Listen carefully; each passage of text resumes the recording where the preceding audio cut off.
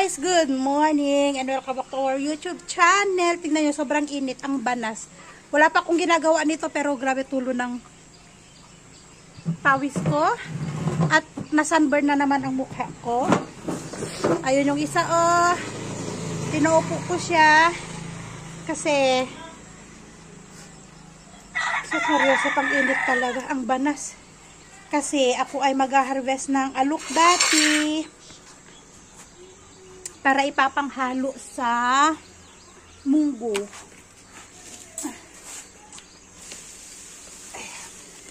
Ay, ang bigat man eh.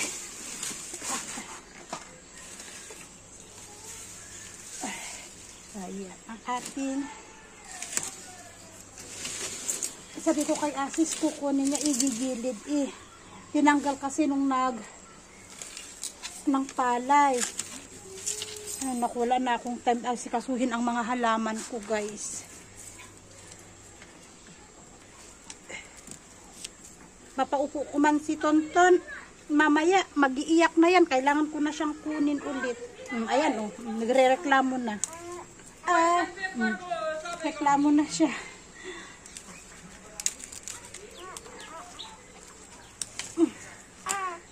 Ay, sus Mario, sa pang-init.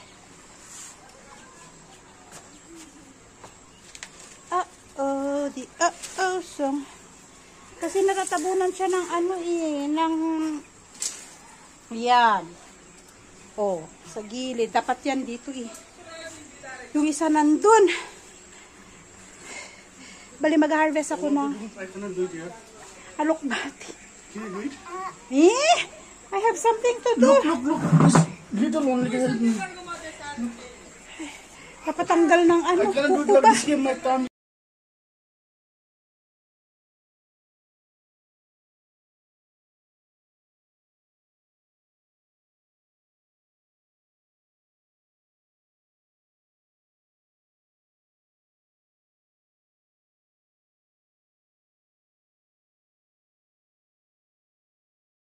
Hindi ka, Papa? Look, here's an oxygen.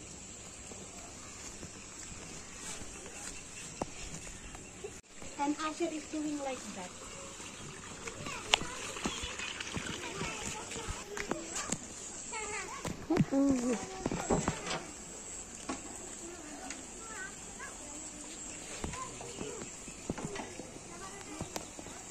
Blah, blah, blah.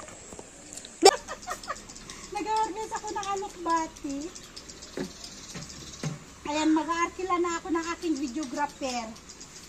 So, eto yung alokbati natin dito sa may harap lang. Kahit hindi ko tinatanggal, nakakaroon pa rin siya.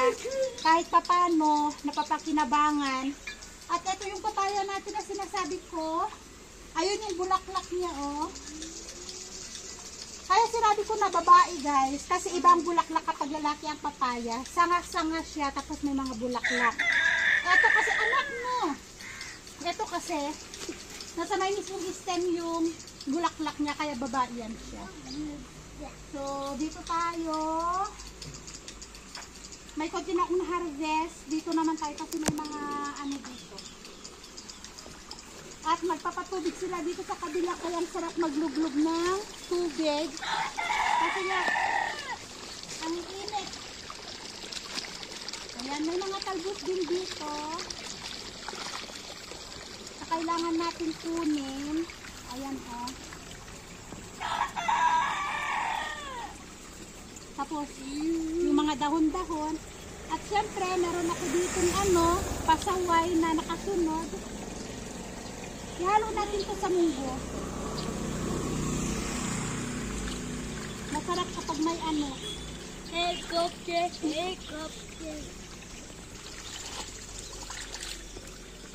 Yan yung mga konting talgos-talgos. O, diba?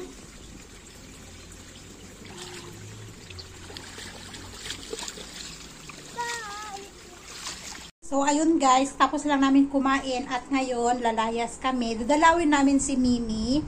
Dumating si Mimi galing India nung kahapon yata. So, galing na dun si Ruth kahapon daw. So, dahil nga walang pasok ang bata, gusto ko naman na ipasyal ang mga bata. Kasama ko si Anessa ulit. Ay, kasama ko si Anessa at saka si Julie ulit.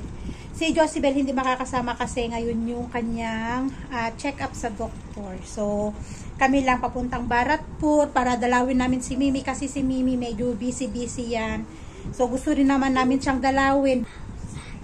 Yes, we will go outside. So, kita tayo dun guys. Daanan namin si Anessa sa may Tari. Tapos daanan namin si Julie naman sa may Bacular. So, yan o, ready na kami. Ito lang yung damit ko dahil wala nang akong damit. At alam nyo naman, taba-taba ko na talaga. Sobrang taba-taba ko na talaga. So, see you in Bharatpur. Ready na kami. Nandito kami sa Tari. At gusto namin bumili ng pineapple. Asher! Gulyo, Didi. Gulyo? 100 per piece. Mga ilan? Apat? Masyado marami ang apat. 3. Pero matamis daw. Sabi niyo. How many more? Bibili lang kakain doon pa sa lubong. No, wag mong ipaiwan, itatanim ko. Ay, tatanin mo ba? Papa, I want to plant, Papa. Ayaw ni Asis, may 3 ako. Nai-remove mo na, remove.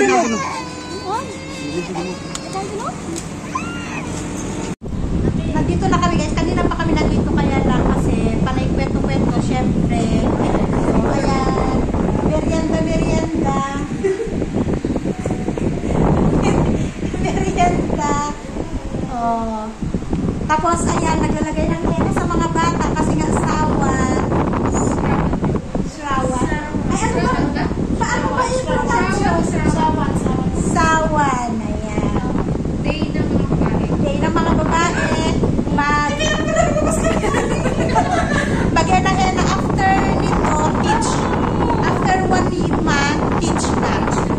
Teach na. Next month. Next month sa calendar.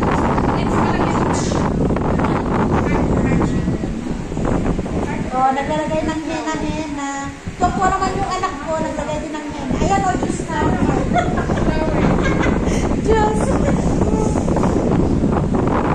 Hi guys! So, ayan, nandito na kami ulit sa bahay. At natapos na naman ang isang buong araw. Bali, pumunta lang kami doon. Bumisita lang kay Mimi. Kasi nga, ayan ang sabi ko guys, matagal-tagal din na hindi namin nakasama si Mimi.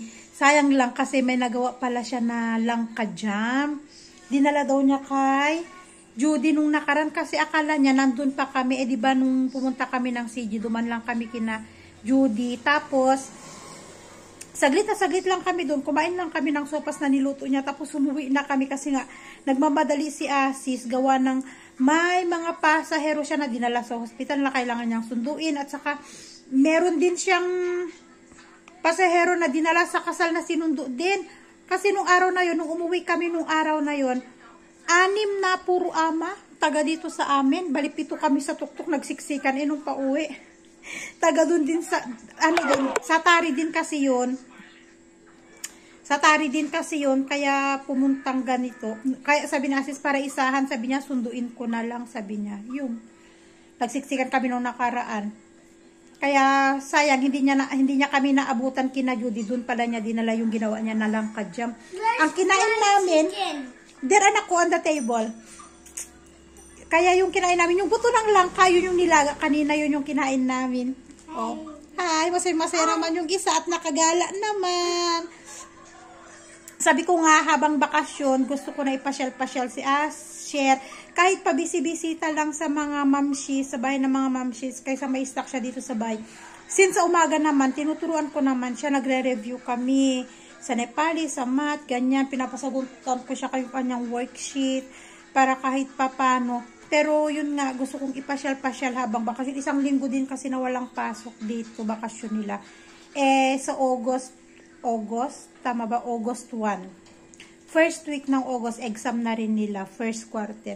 Hindi sila sumabay sa exam yung nakaraan kasi ang school nila Asher ay trimester. Hindi sila walang fourth grading sa kanila. So hanggang 3 lang.